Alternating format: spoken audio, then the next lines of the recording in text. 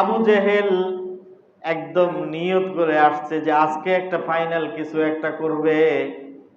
তো যেই এরকম চূড়ান্ত সিদ্ধান্ত নিয়ে আসছে, হুজুরে পাক আলাইহিস সালাতু ওয়াস সালাম হারামের মধ্যে নামাজ পড়তেছিলেন।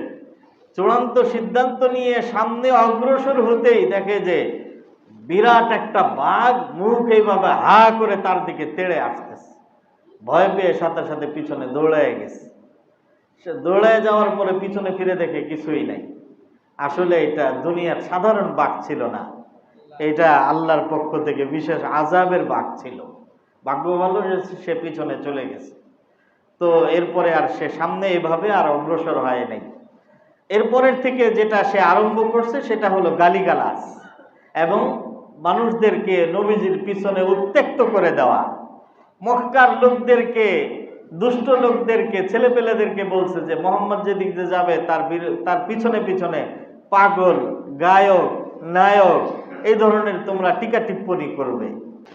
নবী জীবনী আলোচনা করছিলাম, কারণ যার সাথে যার মহব্বত তার আলোচনা স্বভাবতই বেশি করা এটা একটা স্বাভাবিকতার দাবি। মান আহাব্বা শাইআন আকতারা যিকরাহু, নবীজির সাথে মহব্বত এটা ঈমানের দাবি। আর ওই ঈমানের দাবি হলো নবীজির আলোচনা করা এবং শোনা এবং জানা, নবীজি সম্পর্কে পড়া। নবী আলাইহিস সালাতু ওয়াস সালামের নবুয়তি 23 বছরের চতুর্থ বছর কিভাবে শুরু হয়েছিল গত সপ্তাহে আলোচনা হয়েছে। যখন হুজুরে পাক আলাইহিস সালাতু ওয়াস সালাম প্রকাশ্যভাবে ইসলামের দাওয়াত দিয়ে দিলেন, দাওয়াত দেওয়ার পরে মক্কার মধ্যে একটা হইচই আরম্ভ হয়ে গেল। হইচই কি, মক্কার মধ্যে নবীজির বিরোধিতা এর এক চরম পরিস্থিতির তৈরি হইল।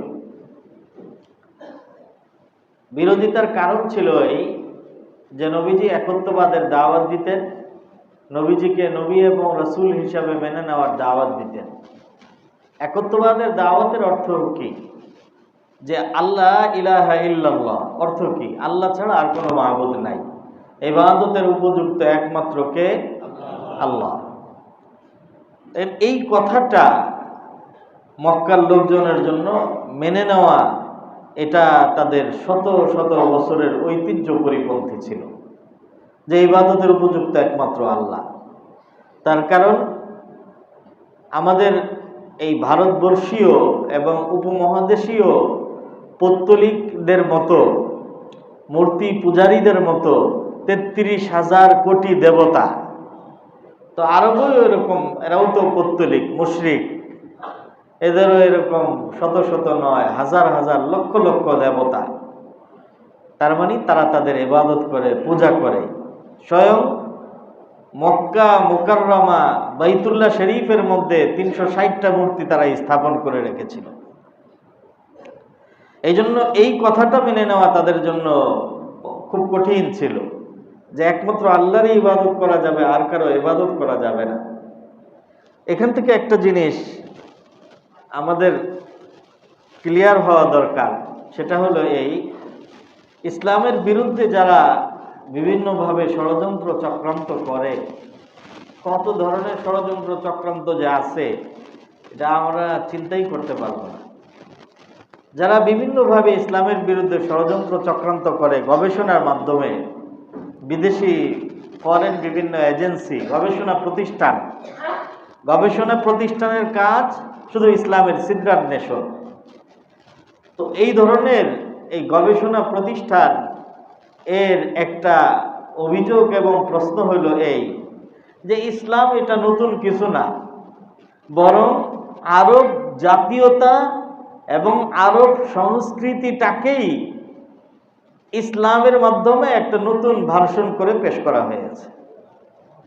ইসলাম আরবের মধ্যে যেটা ছিল, আরব সংস্কৃতিটাই ইসলাম হয়ে আসছে।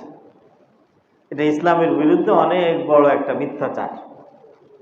ইসলাম আরব জাতীয়তাবাদ এবং আরব সংস্কৃতি এর প্রতিনিধিত্ব করে না, বরং ইসলাম সর্বযুগের সর্বশ্রেষ্ঠ মানব কল্যাণমূলক একমাত্র এবং সর্বশেষ আল্লাহ মনোনীত জীবন ব্যবস্থা। কথা বলেন ঠিক না বেঠিক? এটা আরব জাতীয়তাবাদ অথবা আরব সংস্কৃতির প্রতিনিধিত্ব এটা করে না। এটা ইসলামের বিরুদ্ধে অনেক বড় একটা মিথ্যাচার। ইসলাম যে আরব সংস্কৃতি এবং আরব জাতীয়তাবাদের, শুধু আরব জাতীয়তাবাদ নয়, ইসলাম কোনো জাতীয়তাবাদকেই প্রশ্রয় দেয় না এবং সমর্থন করে না। জাতীয়তাবাদ মানে কি? জাতীয়তাবাদ মানে কোনো একটা বিশেষ বিষয়কে কেন্দ্র করে কোনো জাতি গড়ে ওঠা। যেমন বাংলাদেশের সংবিধানের 4টা ভিত্তির একটা ভিত্তি ন্যাশনালিজম অথবা জাতীয়তাবাদ। জাতীয়তাবাদ এটা কখনো ভাষা কেন্দ্রিক হয়, বাংলা ভাষাভাষী জাতি, কখনো কখনো ভূখণ্ড কেন্দ্রিক হয়, পতাকা কেন্দ্রিক হয়, মানচিত্র কেন্দ্রিক হয়, সংস্কৃতি কেন্দ্রিক হয়, জাতি কেন্দ্রিক হয়, বংশ গোত্র কেন্দ্রিক হয়। যে কোনো একটা ভিত্তির উপরে কেন্দ্র করে কিছু মানুষ যে এক হয়ে এক ব্যানার এবং কাতারের নিচে আসে, এটাই জাতীয়তাবাদের সূচনা। ইসলাম ছাড়া অন্য কোনো বিষয়কে কেন্দ্র করে মানুষ একীভূত হবে বা জাতি গড়ে উঠবে, এটা ইসলাম সমর্থন করে না। বরং এটাকে মূলোৎপাটন করার জন্যেই পৃথিবীতে ইসলাম এসেছে। তো সেখানে আরব জাতীয়তাবাদের প্রতিনিধিত্ব করবে ইসলাম, এটা তো দূরের কথা। পৃথিবীতে এই জাতীয়তাবাদ ইসলামের কি পরিমাণ ক্ষতি করেছে এবং করতেছে, এটা চিন্তাও করতে পারবেন না। জাতীয়তাবাদ একটা ভয়ঙ্কর বিষ বাষ্প। আল্লাহ তাআলা সব ধরনের জাতীয়তাবাদ থেকে আমাদের দিল, দেমাগ এবং অন্তরকে পবিত্র করে দিন। বলেন আমিন। আমাদের অন্তরকে একমাত্র ইসলামের মহব্বত আর ভালোবাসার দ্বারা পরিপূর্ণ করে দিন। বলেন আমিন। এগুলো যদি দিলের মধ্যে থাকে তাহলে ইসলামের মহব্বত আর ভালোবাসা দিলের মধ্যে আসবে না। তো আমি বলছিলাম যে এটা যে ইসলামের বিরুদ্ধে অনেক বড় একটা প্রোপাগান্ডা এবং মিথ্যাচার, এটার সবচেয়ে বড় প্রমাণ হইল এই যে ইসলামের শুরু হইছে আরব সংস্কৃতির সাথে যুদ্ধের ঘোষণার মাধ্যমে। কারণ আরব সংস্কৃতির প্রধান এবং প্রথম উপাদান ছিল মূর্তি পূজা। তদানীন্তন আরব সংস্কৃতির নবী আলাইহিস সালাতু ওয়াস সালাম পরিষ্কার ভাবে ঘোষণা করছেন যে লা ইলাহা ইল্লাল্লাহ, আল্লাহ ব্যতীত আর কোনো মাবুদ নাই। সুতরাং এই কথা, এটা ইসলামের বিরুদ্ধে একটা মিথ্যাচার, প্রোপাগান্ডা এবং ভিত্তিহীন একটা দাবি। আল্লাহু আকবার। মুহতারাম, আমি বলছিলাম যে ইসলামের 4র্থ বছরের সূচনাতে যখন নবীজি এভাবে আরব সংস্কৃতি এবং জাতীয়তাবাদের বিরুদ্ধে পরিষ্কার ভাষায়, পরিষ্কার কণ্ঠে যখন নবী আলাইহিস সালাতু ওয়াস সালাম একত্ববাদের ঘোষণা দিলেন, তখন সর্বপ্রথম এই মক্কার লোকজন সব একসাথে আর একত্রিত হয়ে নবীজির পৃষ্ঠপোষক কে ছিলেন? নবীজির চাচা আবু তালিব। সবাই আবু তালিবের কাছে আসছে। আবু তালিব, আপনি চাচা, মুহাম্মাদের চাচা, কুরাইশের নেতা, আরবের সর্দার, আমাদের সম্মানীয়, আপনার কাছেই সমাধানের জন্য আসছি। আপনি হয়তো আপনার ভাতিজাকে বিরত রাখবেন এবং এই আমাদের লাত, উজ্জাত, মানাত এর বিরুদ্ধে কথা বলা থেকে তাকে বারণ করবেন, আর না হলে তার ব্যাপারটা আমাদের হাতে ছেড়ে দিন। তোমরা কি করবা? আমরা তাকে হত্যা করব। এর আগে তারা প্রস্তাব দিছে যে আরবের সবচেয়ে সুদর্শন বালক আপনি তো, আপনার ভাতিজা মহব্বতের, আমরা আপনাকে এর বিকল্প ভাতিজা দিয়ে দিচ্ছি। ওমরা ইবনে ওয়াহিদ নামে এক সুদর্শন বালক, তার ব্যাপারে তারা প্রস্তাব নিয়ে আসছে যে আপনি এই আরবের সবচেয়ে সুদর্শন বালক, দেখতে সবাই যাকে ভালোবাসে, ভালো লাগে, আমরা তাকে আপনার ভাতিজা বানায় দিচ্ছি, আপনি আপনার ভাতিজা মুহাম্মদকে আমাদের হাতে সুপর্দ করে দিন। তো বলে যে তোমরা কি বেওকুফ নাকি? আমি আমার ভাতিজার পরিবর্তে আর একজনের ভাতিজাকে নিব আর আমার ভাতিজাকে তোমাদের হাতে তুলে দেব? এটা কোনোদিন হবে না, তোমরা যা পারো করো। এইভাবে ভাগায় দিচ্ছেন। কিন্তু পরে চিন্তা করছেন যে এতগুলো মানুষ একসাথে হয়ে মুহাম্মাদের বিরুদ্ধে একমত হয়ে গেছে, এই জন্য হুজুরে পাক আলাইহিস সালাতু ওয়াস সালামকে ডেকে বললেন, ভাতিজা তুমি নিজের প্রতি খেয়াল রাখো, যত্ন নাও এবং আমার প্রতিও একটু সদয় হও। আমি অনেক বেশি প্রেশার আর নিতে পারতেছি না। হুজুর বুঝতে পারলেন যে চাচার উপরে অনেক বেশি প্রেশার ক্রিয়েট করা হয়েছে, অনেক বেশি চাপ সৃষ্টি করা হয়েছে। হুজুরে পাক আলাইহিস সালাতু ওয়াস সালাম তখন স্পষ্টভাবে চাচাকেও বলে দিলেন, আমার পৃষ্ঠপোষকতা করার প্রয়োজন নাই আপনার। আমার পৃষ্ঠপোষকতার জন্য একজনই যথেষ্ট, তিনি কে? আল্লাহ। ওয়াল্লাহু ইয়াসিমুকা মিনান নাস, আল্লাহই আপনাকে হেফাজত করবেন, আল্লাহ বলেছেন নবীজিকে, আপনার প্রয়োজন নাই। তো এই কথা বলে নবীজি বললেন যে তারা যদি আমার এক হাতে চাঁদ আর এক হাতে সূর্য এনে দেয়, তারপরেও আমি আমার এই মিশন থেকে বিরত থাকবো না। হয়তো আমি আমার এই মিশনে সফল হব, অথবা মিশন বাস্তবায়ন করতে আমি আমার জীবন দিয়ে দিব, কিন্তু আমি এক পাও পিছপা হব না। এই কথা বলে হুজুর মানে আবেগ জড়িত তাড়িত কান্না করতে করতে বের হয়ে যান। তো ওনার চাচাও আবেগ আপ্লুত হয়ে পড়েন, ডাকেন, আসো, তুমি যে দিনের দাওয়াত দিতেছো এটা দিতে থাকো, আর তারা কতটুকু কি করতে পারবে সেটা আমি দেখব। উনি হযরত খাজা আবু তালিব তিনিও তার অবস্থানকে পরিষ্কার করে দেন। তো আবু তালিব যখন নবীজিকে বাধা দিতে অস্বীকার করেন এবং নবীজির সামনেও এই কথা তিনি বলেন যে তুমি তোমার মতো তাবলীগ করো, দ্বীন প্রচার করো, এখন মক্কার লোকজনের সামনে একটাই পথ ছিল, সেটা ছিল স্বয়ং নবীজির উপরে বিভিন্ন ধরনের চাপ এবং প্রেশার তৈরি করা, এবং তারা সেটা শুরুও করে দেয়। এমন কোন পদ্ধতি আর উপায় ছিল না নবীজিকে অপমান করার, অত্যাচার করার, যেটা তারা অবলম্বন করে নাই। নবী আলাইহিস সালাতু ওয়াস সালাম বাইতুল্লাহ শরীফে নামাজ পড়তে এসেছেন, তাওয়াফ করতেছেন, আর তারা জটলা বেঁধে নবীজিকে বিভিন্ন ধরনের গালমন্দ করতেছে। তো তাওয়াফ তো এইভাবে ঘুরে ঘুরে করতে হয়, তারা এক জায়গায় জটলা বাঁধা। তো নবীজি যখনই তাদের সামনে আসে আর তারা কিছু না কিছু একটা বলে, টিকা টিপ্পনি করে, এভাবে একবার, দুইবার, তিনবার, তৃতীয়বারে নবীজি বললেন যে তোমরা তো নবীর বিরুদ্ধাচারণ করে নিজেদের উপরে আল্লাহর শাস্তিকে ত্বরান্বিত করতেছে। আমি তোমাদেরকে স্পষ্টভাবে বলে দিচ্ছি, যদি তোমরা আমার এই দাওয়াতকে গ্রহণ না করো, আমার বিরোধিতার থেকে তোমরা ফিরে না আসো, তাহলে আল্লাহর আযাব আসবে তোমাদের উপরে। তো এই কথা যখন বলছে, তারা তো সংখ্যায় অনেক ছিল, নবীজি একা, কিন্তু তারা ভয় পেয়ে গেছে। কেন? কারণ তারা তো সত্যিকার অর্থে জানতো, ইয়ারিফুনাহুম কামা ইয়ারিফুনা আবনাআহুম, তারা তো একদম দিল থেকে জানতো এবং বিশ্বাস করতো যে হুজুরে পাক আলাইহিস সালাতু ওয়াস সালাম আল্লাহ তাআলার পক্ষ থেকে প্রেরিত সত্য নবী। একদম কবরের মতো নীরব হয়ে গেছে সব।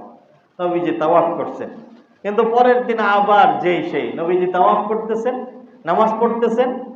তো উকবা ইবনে আবি মুআইত নবীজির নামাজের মধ্যে, উকবা ইবনে আবি মুআইতের কথা গত সপ্তাহে বলছিলাম যে নবীজির দুই পাশে দুই প্রতিবেশী, এক পাশে আবু জেহেল, আরেক পাশে উকবা ইবনে আবি মুআইত। তো নবীজি নামাজ পড়তেছেন, নামাজের মধ্যে উকবা ইবনে আবি মুআইত তার চাদর এনে হুজুরে পাক আলাইহিস সালাতু ওয়াস সালামের গলায় পেঁচায় এমন ভাবে ফাঁস দিছে যে একদম জান বের, গলায় ফাঁস লেগে দম বন্ধ হয়ে জান বের হয়ে যাওয়ার উপক্রম। আল্লাহ তাআলা হেফাজত করবেন। তাৎক্ষণিকভাবে প্রত্যেকে হযরত আবু বকর সিদ্দিক রাদিয়াল্লাহু তাআলা আনহু সেখানে উপস্থিত, এসে ধমক দিলেন, আতাকতুলুনা রাজুলান আইয়াকুলা রাব্বি আল্লাহ, আরে তোমরা কি কোনো মানুষকে শুধুমাত্র এই অপরাধে হত্যা করতে চাচ্ছ? আইয়াকুলা, সে বলছে রব্বি আল্লাহ, আমার রব আল্লাহ। এই আমার রব আল্লাহ বলার অপরাধে তোমরা তাকে হত্যা করতে চাচ্ছ, ছাড়াই দিছেন। পরের দিন আবার হুজুরে পাক আলাইহিস সালাতু ওয়াস সালাম সাজদায় গেছেন। পরের দিন আবু জেহেল কিছু দুষ্ট লোক আছে, অন্যদেরকে লেলিয়ে দেয়, নিজে একটু পিছনে থাকে। আবু জেহেল এই ধরনের ছিল। তো আবু জেহেল বলল যে কে আছে যে উটের নাড়ি ভুড়ি এনে মোহাম্মদের সাজদারত গর্দানের উপরে চাপায় দিবে। তো উকবা ইবনে আবি মুআইত ওই দুষ্ট, সে বলল যে হ্যাঁ আমি আছি। তাড়াতাড়ি কোর্ট থেকে উট জবাই হয়েছে, ওই উটের নাড়ি ভুড়ি এনে হুজুরে পাক আলাইহিস সালাতু ওয়াস সালামের সাজদার উপরে চাপায় দেওয়া হয়েছে। আপনি চিন্তা করেন যে এখন যদি এই ঘটনা কোথাও ঘটে কি অবস্থা হবে।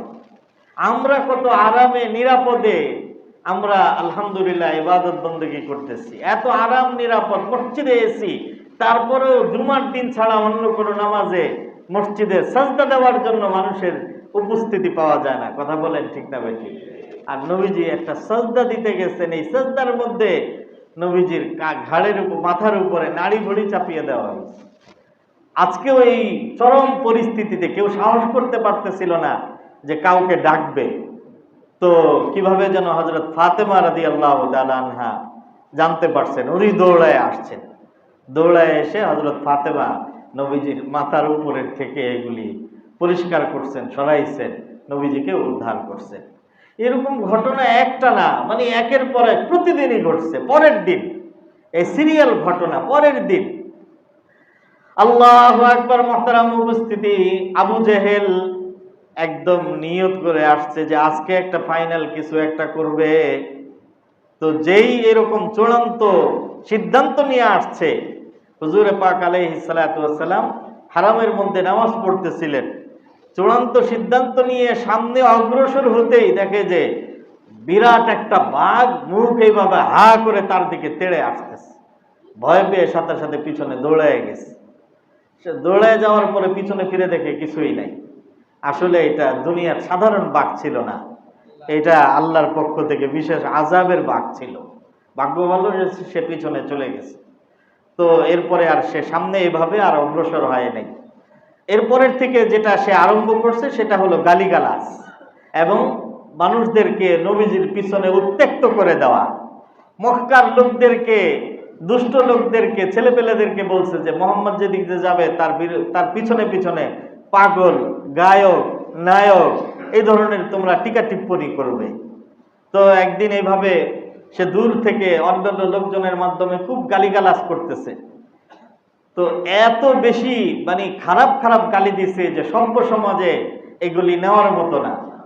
এর কিছুক্ষণ পরে হযরতে হামজা রাদিয়াল্লাহু তাআলা আনহু, কি হন? নবীজির চাচা।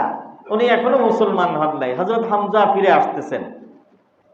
আসার পরে ওনাকে, এখনো মুসলমান হন নাই কিন্তু ভাতিজা তো, আর নবীজি সম্পর্কে জানতেন।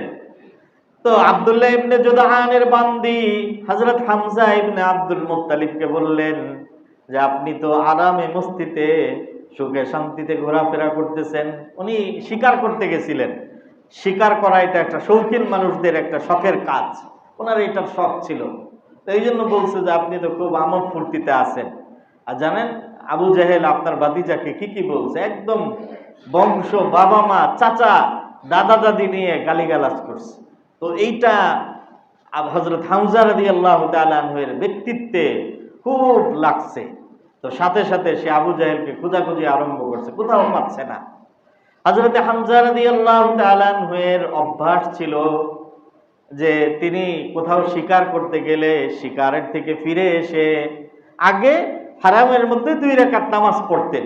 ওই জমানায় যে নিয়ম ছিল ওই নিয়ম অনুযায়ী কিছু ইবাদত বন্দেগী করতেন। তো এই জন্য আবু জেহেলকে না পেয়ে চিন্তা করলেন যে হারামে নামাজটা পড়ে আসি।